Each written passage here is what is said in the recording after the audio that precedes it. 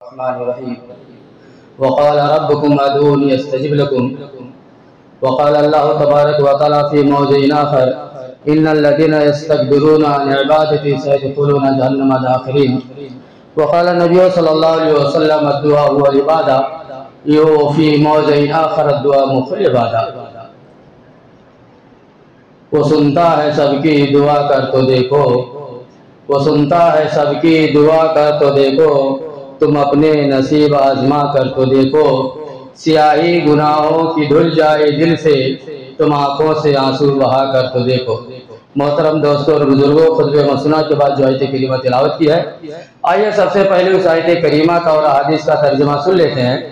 اللہ رب العالمین اپنے آخری نبی کو خطاب کرتے ہوئے ارشاد فرماتے ہیں وَقَالَ رَبُّكُمْ ادْعُونِي أَسْتَجِبْ لَكُمْ، اے اللہ کے رسول صلی اللہ علیہ وسلم آپ میرے بندوں سے کہہ دیجئے کہ تمہارا رب کہتا ہے کہ تم مجھے پکارو میں تمہاری دعا قبول کروں گا۔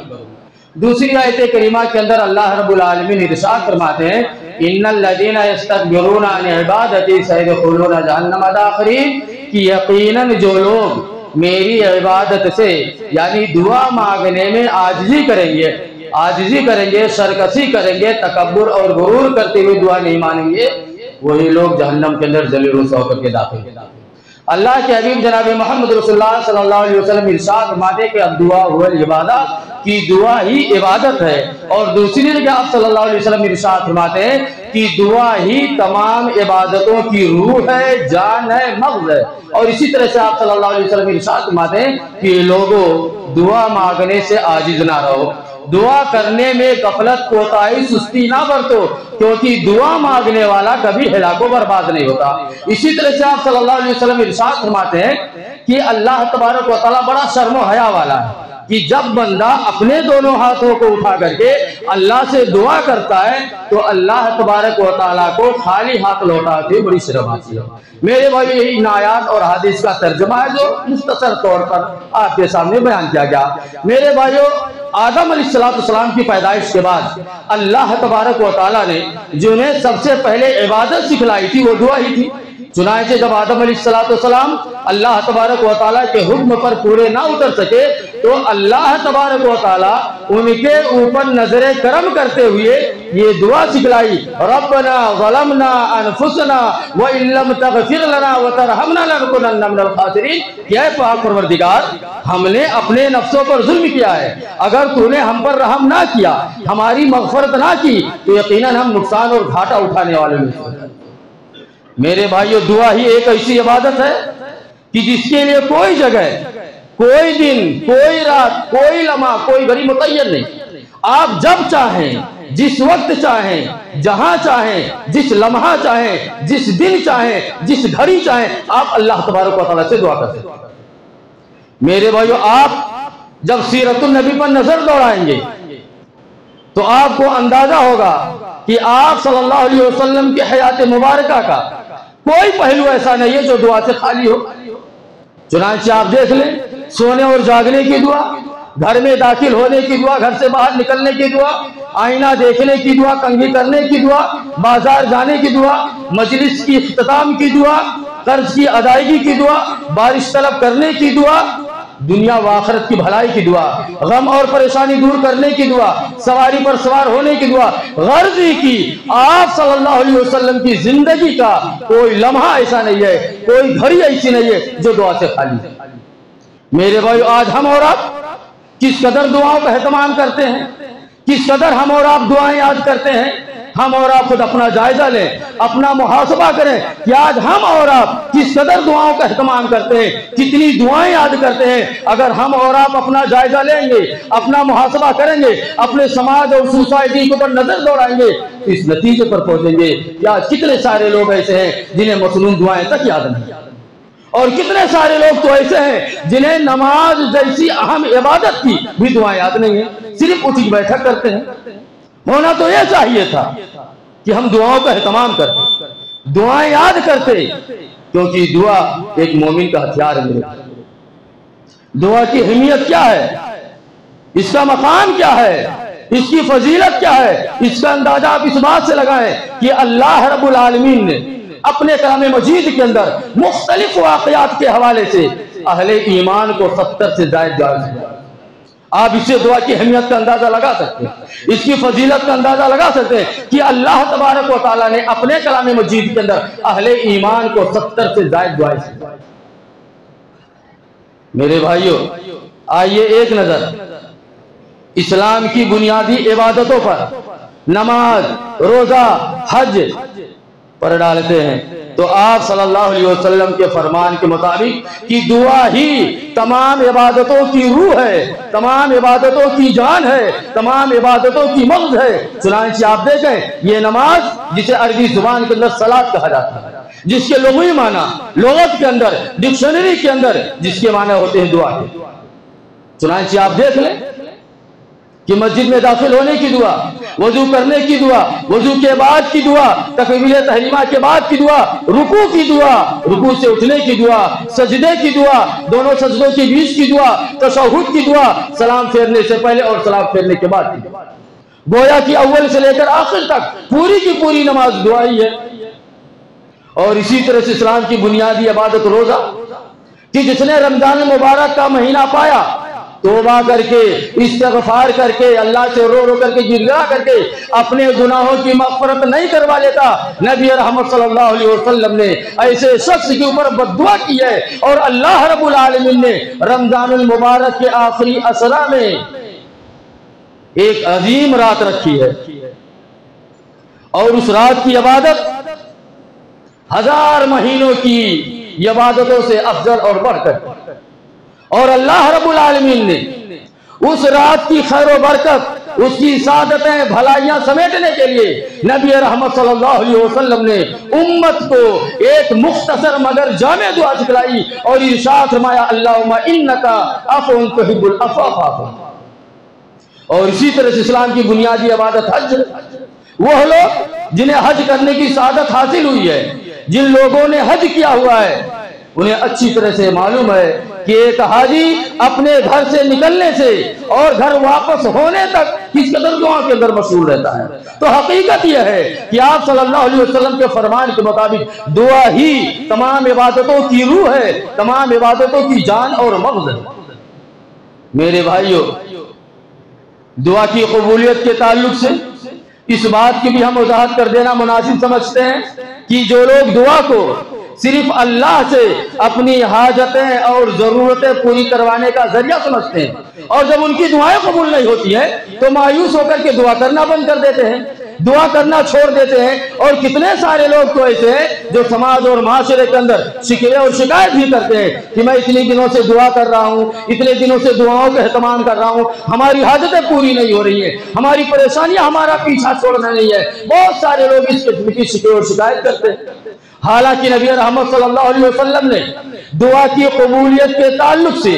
3 اہم صورتیں بیان فرمائی ہیں، اور ان 3 صورتوں میں ہمارے اور آپ کے لیے خیر ہی خیر ہے، بھلائی ہی بھلائی ہے۔ چنانچہ آپ دیکھیں نبی رحمت صلی اللہ علیہ وسلم نے دعا کی قبولیت کی یہ 3 صورتیں کیا بیان فرمائی ہیں جن کے اندر ہمارے اور آپ کے لیے خیر ہے، بھلائی ہے۔ نبی رحمت صلی اللہ علیہ وسلم دعا کی قبولیت کی پہلی صورت بیان کرتے ہوئے ارشاد فرماتے ہیں کہ اللہ تبارک و تعالیٰ بندے کی دعا اسی وقت قبول کرتا ہے۔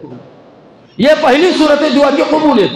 کہ بندہ جو اللہ سے دعا کر رہا ہے، اللہ سے جو مانگتا ہے، اللہ تبارک و تعالیٰ اس کی دعا اسی وقت قبول کرتا ہے۔ اور آپ صلی اللہ علیہ وسلم نے بنی اسرائیل کے ان 3 مسافروں کا واقعہ بیان فرمایا جو بارش سے بچنے کے لیے،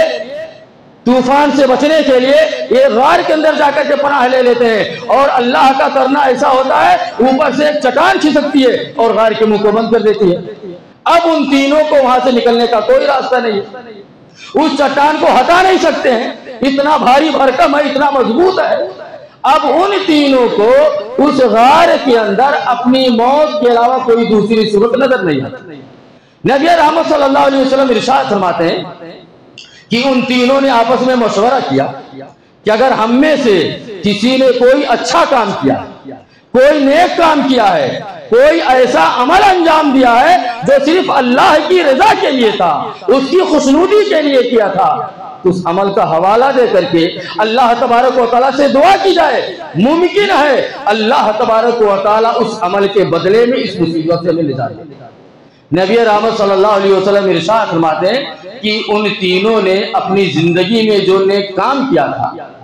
جو اللہ کی رضا کے لیے عمل کیا تھا، ان تینوں نے باری باری اپنے ان عملوں کا حوالہ اللہ تبارک و تعالیٰ کے دربار میں پیش کیا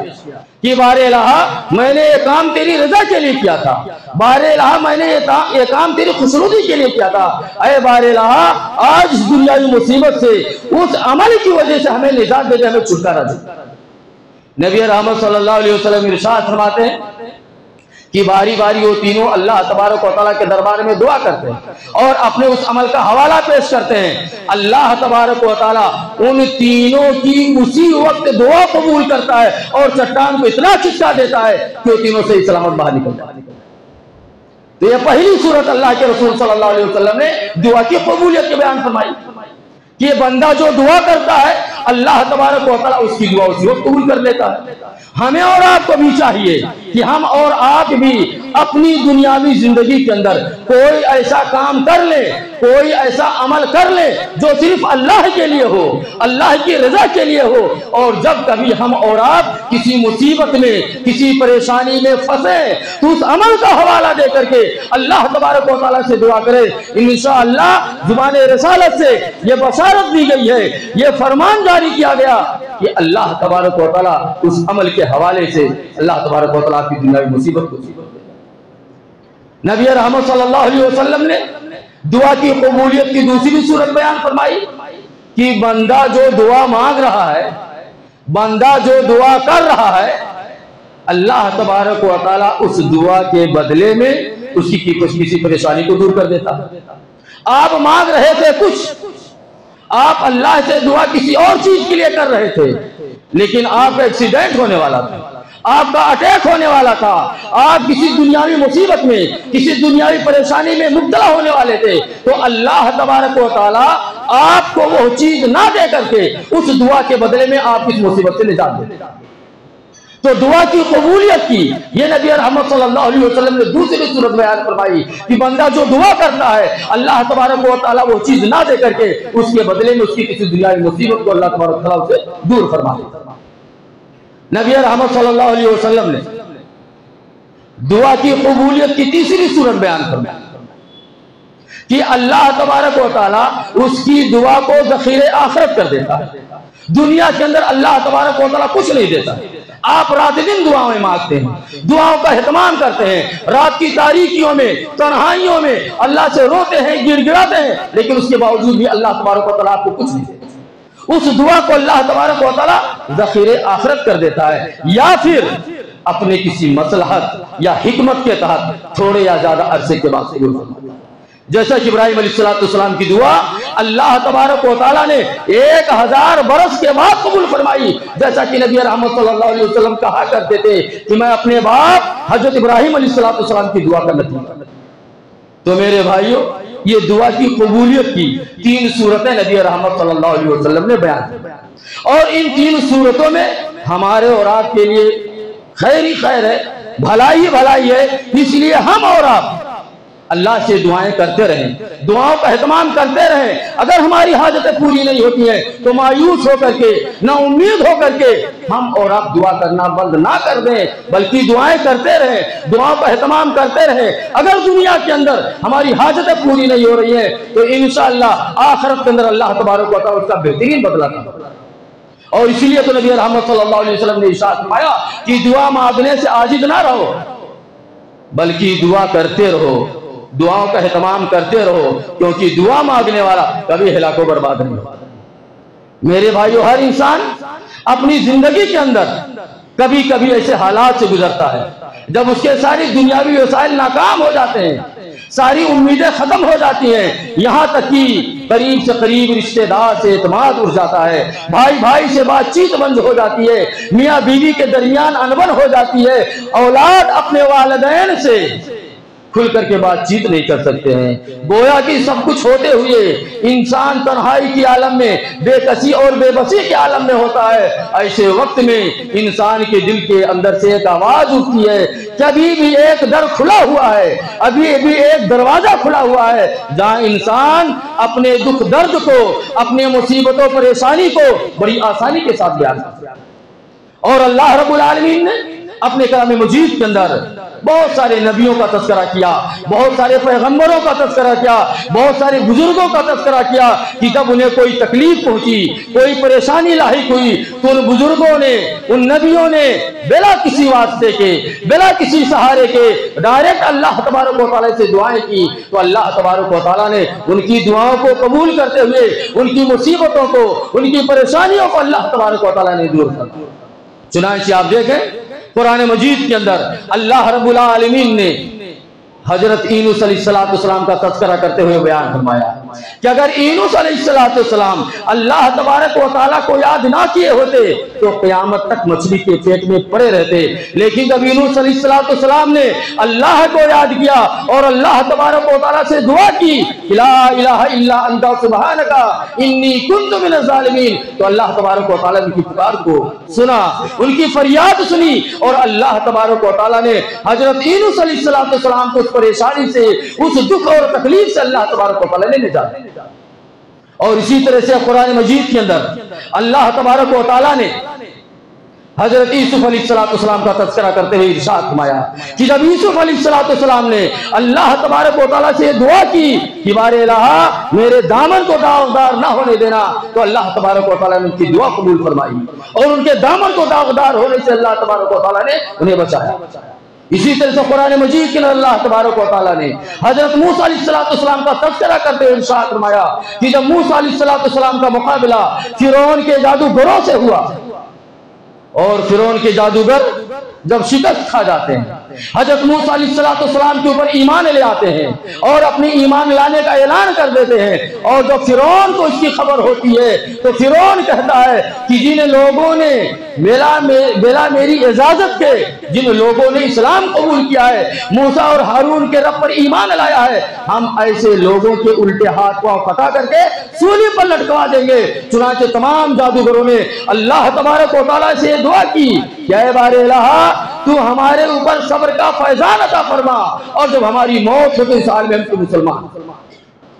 تو اللہ تبارک و تعالیٰ نے اپنے کلام مجید پر اس طرح سے بہت سارے بزرگوں کا، بہت سارے نبیوں کا تذکرہ کیا کہ جب کبھی انہیں مصیبت پہنچی، کوئی پریشانی لاحق ہوئی، تو ان تمام بزرگوں نے، ان تمام نبیوں نے بلا کسی واسطے کے، بلا کسی سہارے کے اللہ تبارک و تعالیٰ سے دعا کی، تو اللہ تبارک و تعالیٰ نے ان کی مصیبتوں کو دور فرمایا، ان کی پریشانیوں کو دور فرمایا۔ آپ دور نہ جاتے ہوئے آپ اپنے آخری نبی جناب محمد رسول اللہ صلی اللہ علیہ وسلم کی زندگی پر نظر دوڑا لیں تو آپ کو اس طرح کے بے شمار واقعات آپ صلی اللہ علیہ وسلم کے حیات مبارکہ کے اندر ہیں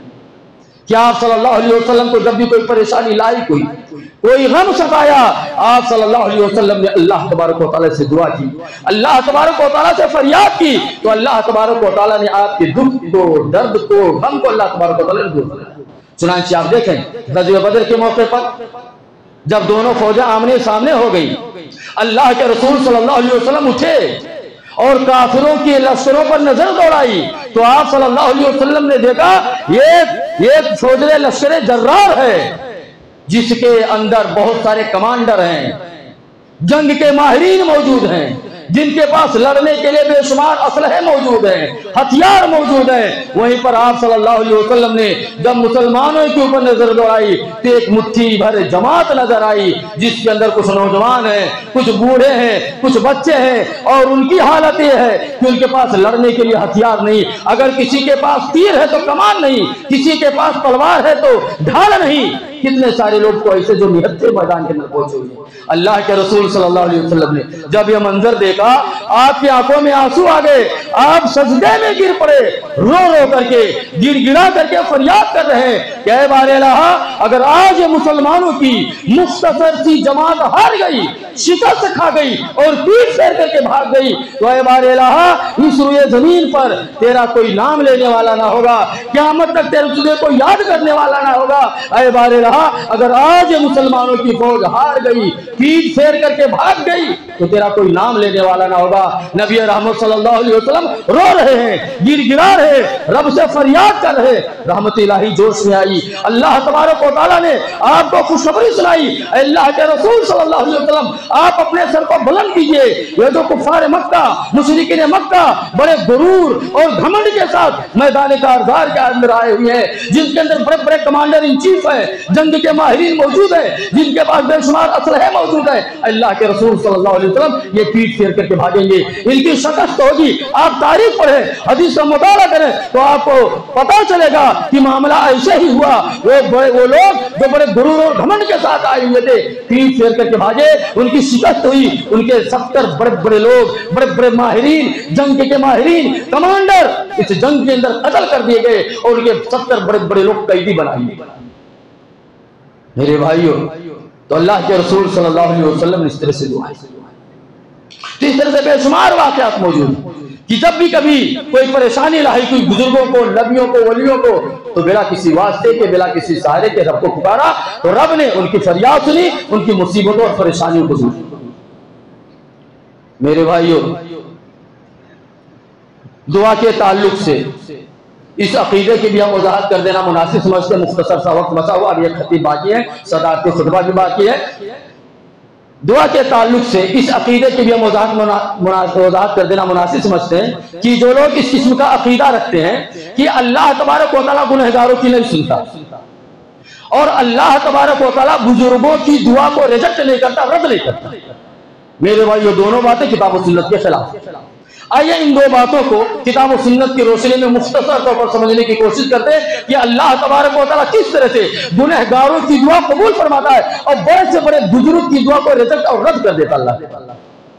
میرے بھائی, ہم آپ سے سوال کرتے کہ سورہ زمین پر سب سے بڑا گنہگار کون سا ہے, سب سے بڑا نافرمان کون سا ہے؟ تو ہمارا اور آپ کا یہ جواب ہوگا کہ سورہ زمین پر سب سے بڑا نافرمان, سب سے بڑا گنہگار ابلیس ہے, جس نے کھلا اللہ کے حکم کی خلاف ورزی کی ہے, اللہ کے حکم سے بغاوت کی ہے. اللہ تبارک و تعالیٰ سے زیادہ درگاہ کیا, اپنی رحمت سے دور کیا, جنت سے دور کیا. اس بڑے گنہگار نے, اس سب سے بڑے نافرمان نے جب اللہ تبارک و تعالیٰ سے درخواست کی کہ اے بار الہ مجھے تھوڑی دنوں کے لیے مہلت دے دے, کس لیے؟ کسی نے کام کے لیے نہیں. میرے بھائیوں, مہلت مانگ رہا ہے, دعا کر رہا ہے کہ اے بار الہ مجھے کچھ دن کے لیے مہلت دے دے تاکہ میں تیرے بندوں کو گمراہ کر سکوں. درخواست کس چیز کی؟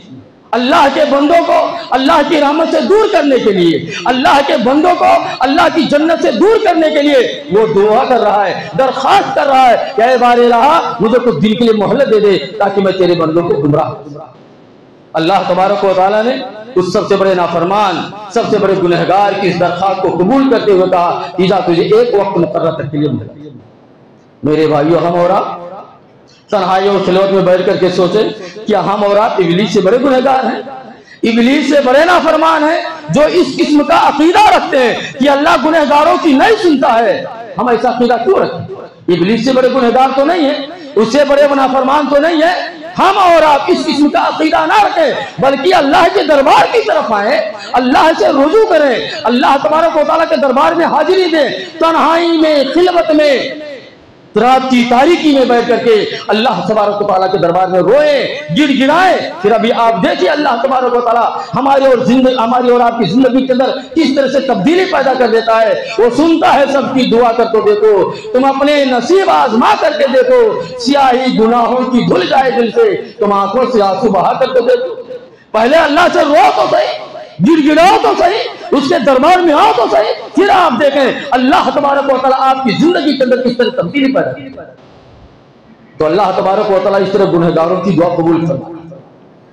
اور بزرگوں کی دعا اللہ ریجیکٹ کر دیتا. بڑے سے بڑے بزرگ ان کی دعا اللہ رجب کر دیتا ہے۔ آپ قرآن پڑھیں، قرآن مجید کے اندر بڑے سے بڑے بزرگ کا تذکرہ کرتے ہوئے اللہ رب العزت ارشاد فرماتے ہیں کہ کل قیامت کے دن جب ابراہیم علیہ السلام، کتنا بڑا مقام، بڑے بزرگ ہیں، ان کی اتنی بزرگی ہے کہ اللہ انہیں خلیل کا لقب دیا، اتنے بڑے بزرگ ہیں کہ اللہ تبارک و تعالیٰ نے ان کے نام سے مکمل ایک سورت کا نزول فرمایا جسے ہم اور آپ سورہ ابراہیم کے نام سے جانتے ہیں۔ اس بڑے بزرگ نے اللہ تبارک و تعالیٰ کے دربار میں جب یہ درخواست کرتے ہیں کہ اے بار الہ، تیرا یہ وعدہ ہے کہ تو مجھے آج کی دن رسوا نہیں کرے گا، ذلیل نہیں کرے گا، لیکن اس سے بڑی ذلت کی بات کیا ہو سکتی ہے، اس سے بڑی رسوائی کی بات کیا ہو سکتی ہے کہ آج میرے آنکھوں کے سامنے میرا باپ جہنم کے اندر داخل کیا جا رہا۔ اللہ تبارک و تعالیٰ اس بڑے بزرگ کی دعا کو ریجیکٹ کرتے ہوئے، رد کرتے ہوئے کہے گا کہ اے ابراہیم علیہ السلام، آپ اپنے قدموں کی طرف دیکھیں۔ اللہ تبارک و تعالیٰ ان کے والد محترم کو بچھو کی شکل بنا کر کے انہیں جہنم کے اندر پھینک دیا جائے گا اور کہا جائے گا انہ من یشرک باللہ فقد حرم اللہ علیہ الجنہ ومأواہ النار، کہ جس نے ذرہ برابر بھی رب کی ذات میں، اس کی الوہیت میں، اس کی ربوبیت میں، اسماء صفات میں، مختار کل ہونے میں کسی غیر کو شریک ٹھہرایا، ہم ایسے آدمی کو جنت کو حرام قرار دیتے ہیں اور ایسا آدمی کا ساتھ نہیں سکتا۔ اور اسی طرح سے بہت سارے بزرگ ہیں میرے بھائیوں۔ آخری بات آپ دلے، بزرگوں کے بزرگ، ہمارے اور آپ کے آخری نبی جناب محمد رسول اللہ صلی اللہ علیہ وسلم، ان سے بڑا بزرگ کون ہے؟ کوئی نہیں میرے بھائی۔ لیکن اس سب سے بڑے بزرگ نے جب اللہ تبارک و تعالیٰ سے 3 دعائیں کرتے ہیں تو اللہ تبارک و تعالیٰ اتنے بڑے بزرگ کی 2 دعاؤں کو قبول فرما لیتا ہے اور ایک دعا کو اللہ تبارک و تعالیٰ ریجیکٹ کر دیتا ہے، رد کر دیتا ہے۔ چنانچہ نبی رحمت صلی اللہ علیہ وسلم اللہ تبارک و تعالیٰ کے دربار میں پہلی دعا کرتے ہیں کہ اے بار الہ، میری یہ امت قحط سالی کا شکار نہ ہو۔ دوسری دعا کرتے ہیں کہ اے بار الہ، میری یہ امت سیلاب سے ہلاک نہ ہو۔ تیسری دعا کرتے ہیں کہ اے بار الہ، میری یہ امت اختلاف و انتشار کا شکار نہ ہو۔ تو اللہ تبارک و تعالیٰ نے اس سب سے بڑے بزرگ کی پہلی 2 دعائیں قبول فرما لی۔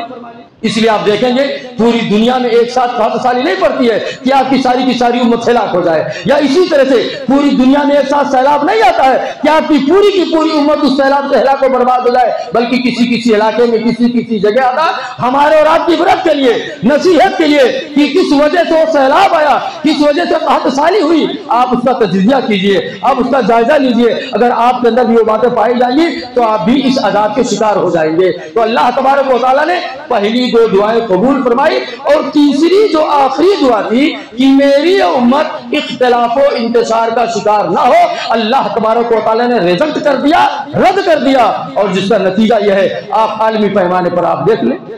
ملکی پیمانے پر آپ دیکھ لیں، یا ہم اور آپ جہاں رہتے اور بستے وہاں دیکھ لیں، یا اسی طرح سے سماج اور معاشرے کی جو تنظیمیں ہیں، جو کمیٹیاں ہیں، مسجد مدرسے کی جو تنظیمیں اور کمیٹیاں ہیں، ہم اس کے اوپر نظر دوڑا لیں، اور دور نہ جاتے ہوئے ہم اور آپ اپنے گھر کا جائزہ لے لیں۔ آپ باپ بیٹے کے درمیان اختلاف، بھائی کے درمیان اختلاف، بیوی شوہر کے درمیان اختلاف، ماں بیٹی کے درمیان اختلاف، ہر جانب اختلاف کا بازار گرم ہے۔ حالانکہ امت کے لوگ بڑی کوشش کرتے ہیں، بڑا تگ و دو کرتے ہیں